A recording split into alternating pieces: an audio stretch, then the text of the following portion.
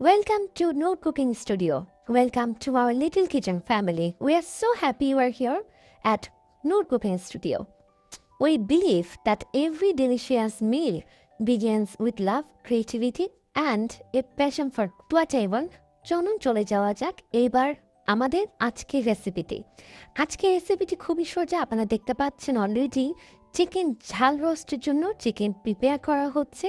কিছুটা তেল নিয়ে প্যানের মধ্যে চিকেনগুলোকে জাস্ট হালকা লবণ মরিচ দিয়ে ভেজে নিচ্ছে। আপনারা চাইলে এখানে হলুদ ব্যবহার করতে পারেন, কিন্তু ভাজার ক্ষেত্রে আমরা ব্যবহার করিনি। এখন আমরা আরেকটি পাত্র নিয়েছি এবং সেই প্যানের মধ্যে অলরেডি বাটার, কিছুটা তেল এবং সেই সাথে এখানে পেঁয়াজ, রসুন, আদা বাটা, বাদামের পেস্ট দিয়ে কাঁচামরিচ, গরম মশলা, জিরা, এলাচ, এটা আমি একটু তাওয়ায় তেলে ডাস্ট পাউডার করে নিয়েছি দেওয়ার জন্য। আপনারা চাইলে এটাকে পুরোপুরি সম্পূর্ণ গোটাই দিতে পারেন, কিন্তু আমি এটাকে একটু তাওয়ায় ভেজে আপনার গুঁড়ো করে নিয়েছি। এরপর মশলাটিকে খুব ভালো করে পানি দিয়ে কষাতে হবে।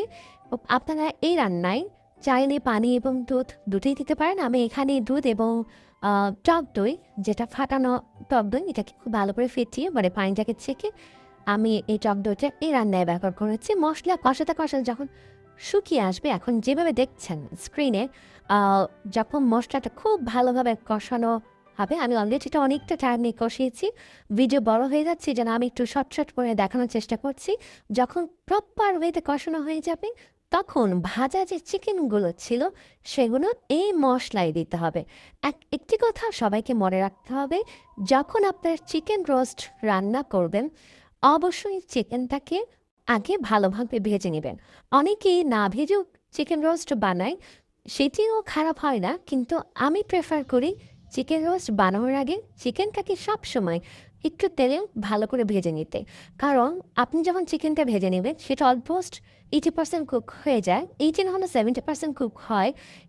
এরপর যখন আপনি মশলা কষাবেন, মশলাটাকে এমনভাবে কষাতে হবে যেন চিকেন দেওয়ার পর খুব বেশি কষাতে না হয়। কারণ আপনি যখন অনেক বেশি চিকেন দেওয়ার পর মশলা কষাবেন, তখন কিন্তু চিকেনগুলো খুলে আসে। এই জন্য আগে প্রপার ওয়েতে ভালোভাবে মশলাটাকে ভুনা করে নিয়ে কষিয়ে এরপর চিকেন ভাজাগুলো দিয়ে সেখানে মশলাটাকে আলতো হাতে মাখিয়ে হালকা একটু কষিয়ে আপনাদের এখানে পানি কিংবা দুধ যাই আপনারা প্রেফার করেন, আপনার হাতের কাছে যেটাই থাকে সেটাই দিতে হবে। আমি এখানে দুধ দিয়েছি বলে আপনাকে এই যে দুধ দিতে হবে নট লাইক দ্যাট, আপনারা এখানে সাদা পানিও দিতে পারেন। পানিটা যদি হালকা ফুটানো থাকে সেটাও আপনারা ব্যবহার করতে পারেন, আবার নর্মাল পানিও আপনারা ব্যবহার করতে পারেন।